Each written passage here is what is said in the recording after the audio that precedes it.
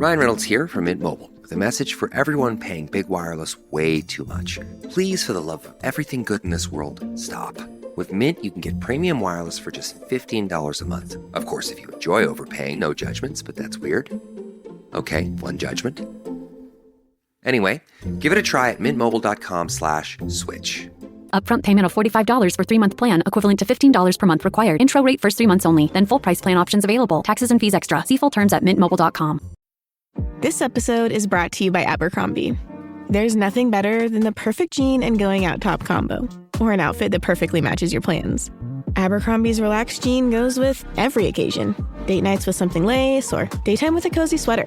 And their barrel jean will surprise you. It's the trend that will become a staple in your wardrobe. Abercrombie denim comes in tons of rises, fits, and washes. Find your perfect pair online or in store.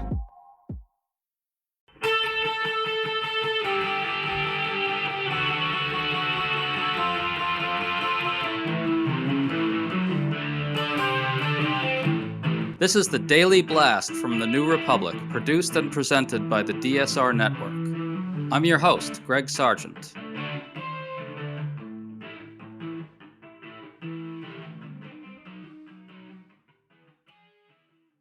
President Donald Trump's agenda is suddenly facing a huge wave of lawsuits, and his propagandists are very upset about that.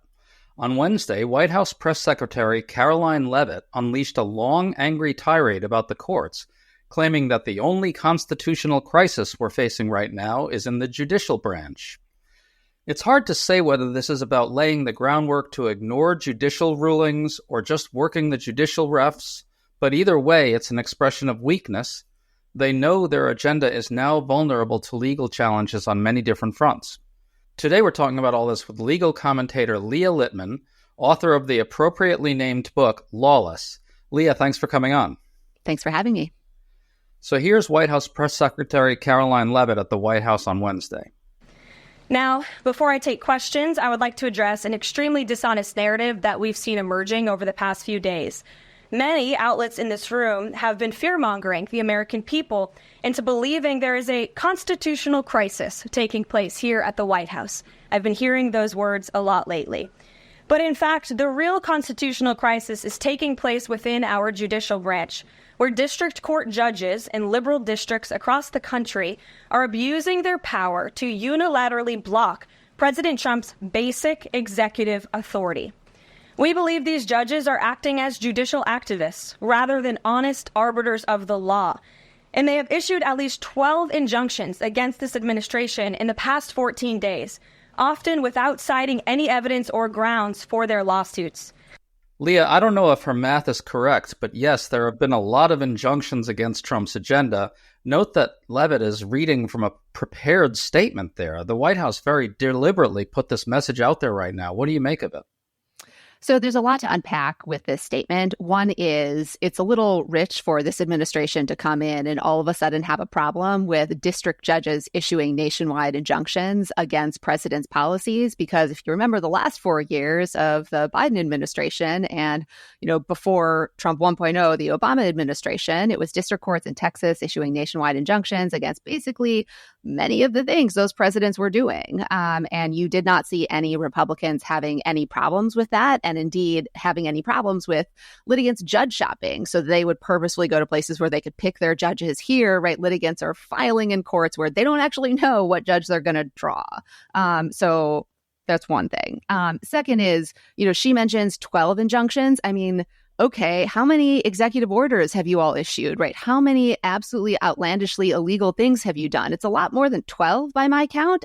So it's true, right? There have been 12 injunctions, but the reality is this administration is operating at such a frenetically, chaotically lawless pace, just systemic constitutional, systemic statutory violations, that 12 is in some ways a pretty small number.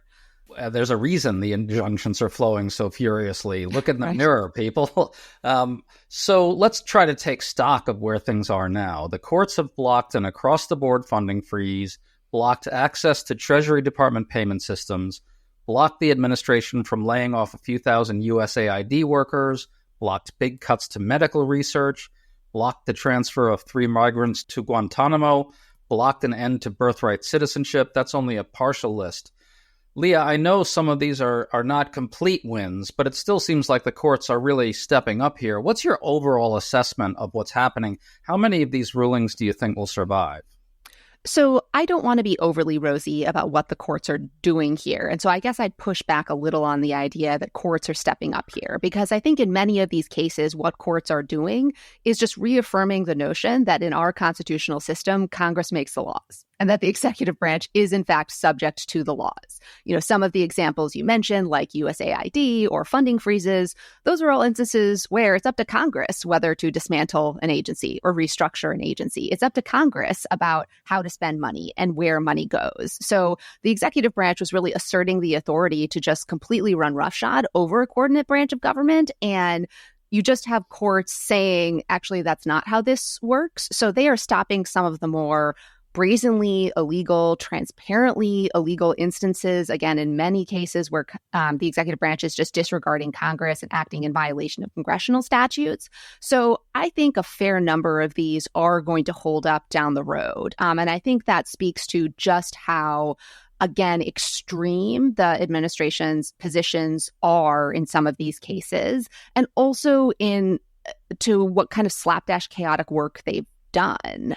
They have not attempted to put forward any kind of explanation for why they are suddenly doing these things without notice. And so it's just not a surprise that courts are pausing them.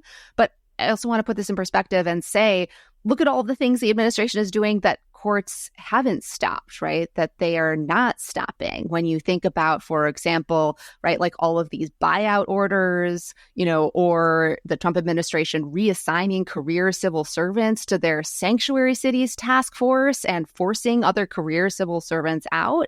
There's a ton of really bad stuff that they're doing that nobody is thinking to challenge, right? It is lawful but awful. And so we are really only seeing courts like nibbling at the edges where the administration is truly, truly out there. Well, it seems like we need a bit of a bigger confrontation. And I wanted to ask you about that, a bigger confrontation between the courts and the administration, more directly over Elon Musk's role as head of the Department of Government Efficiency. Musk seems to be doing a lot of the illegal stuff. He got blocked when it came to the Treasury payments and so forth. Is it possible that we get a lawsuit that goes up to the Supreme Court in which the High Court puts limits on Doge and Musk? What might that look like? I think that is going to be a difficult case for any number of reasons. One is we don't exactly know what Elon Musk is doing, and we don't exactly know what Donald Trump has given his explicit blessing for. And so that kind of uncertainty is creating or would create some problems when we're asking, well, how much authority is Elon Musk exercising, and is it in violation of any laws? Because we don't know on what basis he's being deployed to just like run roughshod over a bunch of agencies. I mean, some of what he's doing is illegal, but I took your question to be kind of about his authority just across the board, right, at the outset. And there, it's I think a little trickier to know exactly what this Supreme Court might say or do if a question came to them just about his authority writ large, rather than about specific things he was doing with his authority. Is there any prospect for a broad ruling which actually does kind of implicate his role in a bigger sense, or is that just too much to hope for? I don't want to raise people's expectations too high. I mean, I guess I would say two things. One is there's no question in my mind that how the president is using Elon Musk is wildly illegal, right? Like you cannot just take an unelected billionaire private citizen and say this person gets to decide whether the funds Congress has appropriated are going to be spent and whether an agency Congress has created gets to exist anymore, right? that just cannot be. But right, the reality is like, I can imagine this court doing some of the squirrely things it has oftentimes done in the past and say, well, maybe, right, this is all being done under the direction of the president. And look, like, we don't know actually, right, like whether they totally prohibited all the funds from being spent after courts told them, no, you can't actually refuse to spend money Congress has allocated. So that's part of where my uncertainty is coming from. Yeah, I think it probably would result in something squirrely and narrow. Let's go back to Karoline Leavitt's weird tirade. Trump and his allies have also been bashing the courts very hard of late. So do you expect Trump and his allies to defy the courts? If so, what does that look like? What happens? Yeah, so the answer is I don't know. It is hard to know what these people are doing. It is just so chaotic. So I'm certainly not sure what is going to happen, a day, 2 days, 2 weeks from now, much less 2 months. As to what they are saying or doing, I'm of two minds. On one hand, I think it is possible that they could and would defy court orders because they have already asserted that the executive branch basically has Congress's powers, right? That they are going to disregard at least one coordinate branch. So, like, why not go for a twofer, right? So they are already kind of reflecting authoritarian, autocratic impulses, consolidating power that I think could lead them to do that. On the other hand, notwithstanding the political rhetoric and the things that Vice President Vance is saying, the things that Press Secretary Karoline Leavitt is saying, you have the administration's lawyers saying in court they are complying with court orders and asking the court, right, for permission to not disperse certain funds. And so there's kind of a disconnect right now between what they are saying in the kind of looser political sphere and what they're saying in the courts. Of course, one could change, right, and influence the other. And I think we are right to be concerned, and we shouldn't, expect them to do it and normalize it. This is, again, hugely concerning. But the answer is I just don't know. And I think it's going to depend on what kind of pushback they get from different quarters. It's February, and that means Valentine's Day is around the corner, love is in the air, and the new Trump administration is causing stress with every new action. The best way to stay up to date on the latest news and breaking headlines during this turbulent time is to become a DSR member and gain access to additional content across our network, in addition to other exclusive benefits like an ad-free listening experience, exclusive content, access to our Discord community, and more. Use code DSR2025 to get 40% off of your membership and sign up today at thedsrnetwork.com/buy. That's DSR2025 at thedsrnetwork.com/buy. Thank you and enjoy the show. So we had some news on Wednesday afternoon that was cause for a little optimism on this front. Can you talk about that? Yeah. So one of the cases you mentioned where the Trump administration was told no, by a federal court is where they just on a Friday announced we're basically no longer going to pay out all of the research expenses under the National Institutes for Health that had gone to, major research universities to fund jobs. These were not just money that we're paying for research at universities, but they were also significantly job programs, right, that funded support roles, administrative roles for, the communities in these areas. And so a judge said, no, you can't actually refuse, right, to pay out the money, right, that Congress had basically told you to at the rates that had been established, by law. And there had been some uncertainty since that ruling about whether the National Institutes for Health was in fact paying out the funds and complying with the court order. And there was some conflicting reporting, some suggesting, some grant recipients were not receiving money, even though they should be.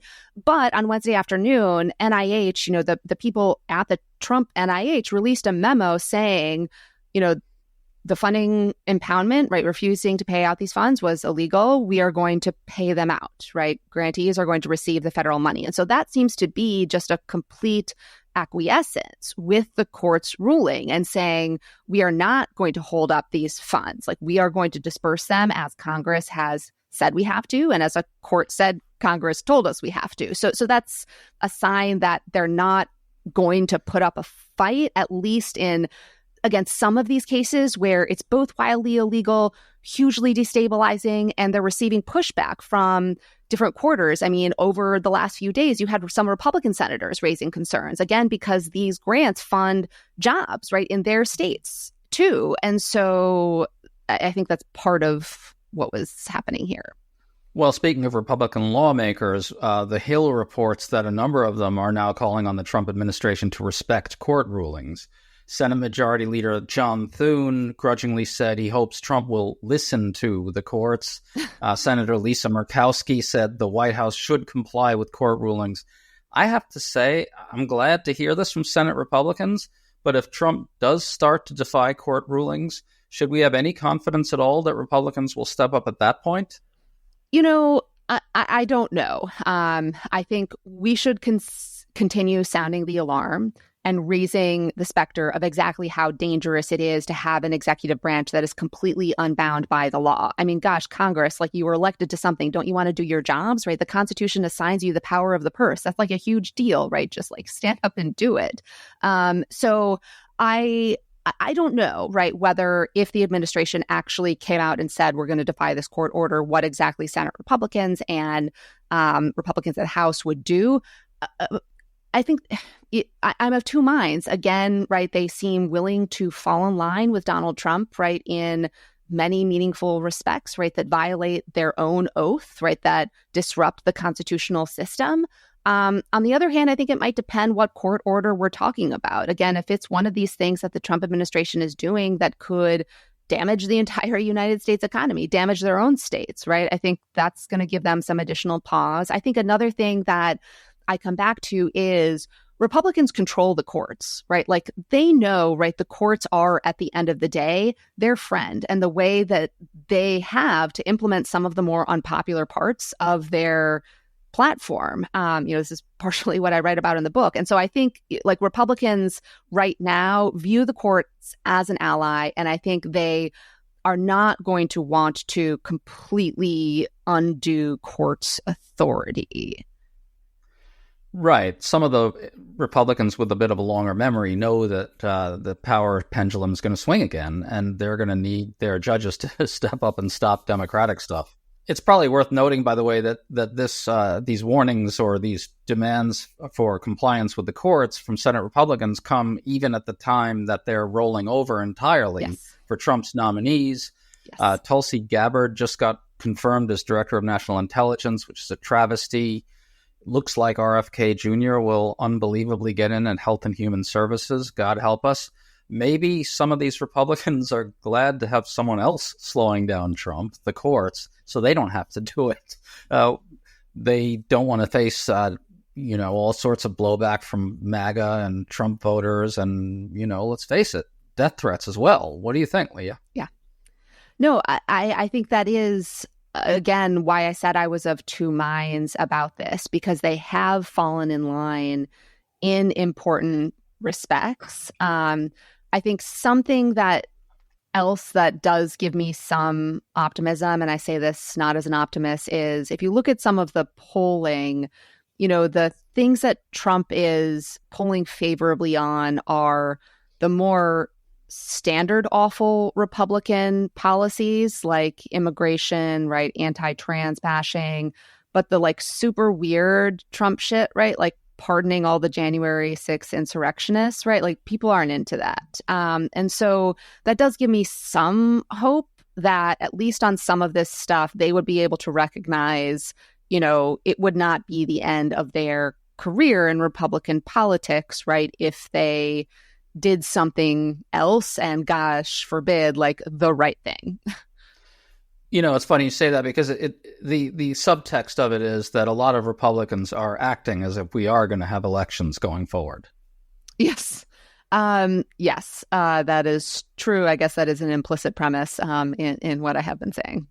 Well, so what's your overall assessment of where it's all going? Do you think maybe in 6 months, half of Trump's agenda is blocked in court, and they're going to just have to go through Congress to do a lot of stuff? And by the way, let's remind people they're working very hard at doing really terrible things through Congress right now. So we shouldn't get too optimistic about all this. But what's your overall assessment? Do we end up maybe 6 months down the line with a chunk of Trump's agenda stopped?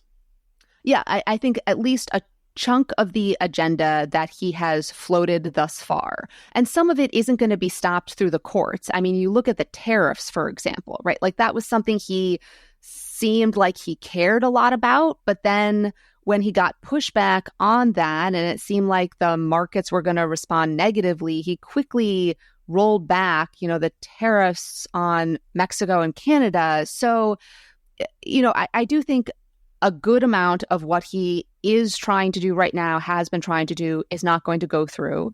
I think a lot of awful stuff will, both through Congress and through the executive branch. I mean, because of the Supreme Court's decisions, he can fire, the head of the Consumer Financial Protection Bureau and replace him with someone who is not going to do anything, right, to protect consumers from corporate abuse and fraud, on the market. And that is, again, legal under the current system. And so I think there are things he is going to be able to do on his own that are going to be destructive. There are certainly things that Congress is going to enable him on when it comes to passing, restrictive immigration laws, that just, enable some of the more abusive exercises of the immigration power. They're confirming some of his nominees.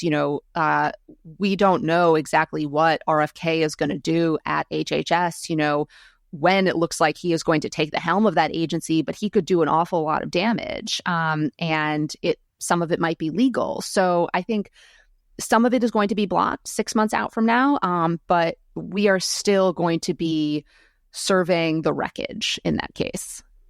Just to bring this back to Karoline Leavitt, it does appear to me that MAGA is going to be extremely unhappy if a bunch of this stuff does get blocked. And the pressure from the MAGA base and from institutional MAGA like Fox News and the think tanks and those types and the John Eastmans of the world, the pressure to defy the courts is going to get awfully intense, don't you think? Where does that end up? I think that might be the case. On the other hand, I look at what Trump did on tariffs, and the reality is he basically rolled back everything he wanted to do and then declared a win because Canada and Mexico were kind of doing what they were going to do already.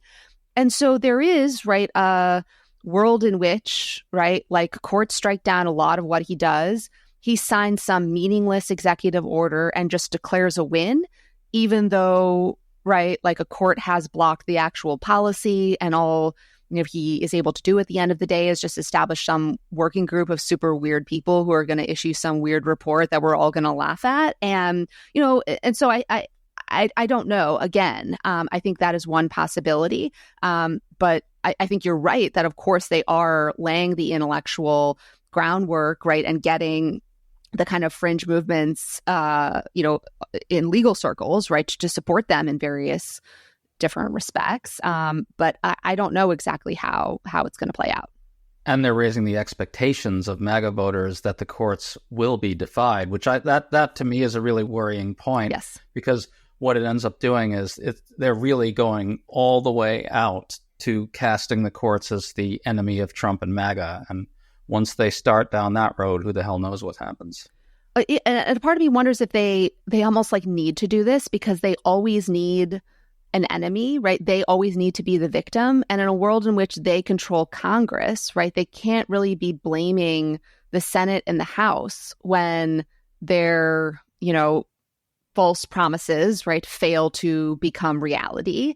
And so maybe they have picked the courts as kind of the punching bag and like the new, entity that is victimizing them. I mean, with the inflation as it is, you still have Trump trying to blame Biden for inflation. So, they're constantly in search of, right, like the scapegoat, the enemy, someone who is victimizing them.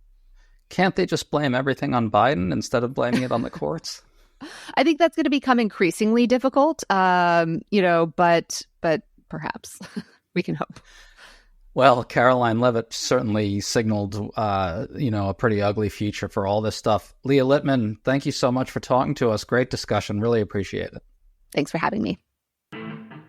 You've been listening to The Daily Blast with me, your host, Greg Sargent. The Daily Blast is a New Republic podcast and is produced by Riley Fessler and the DSR Network.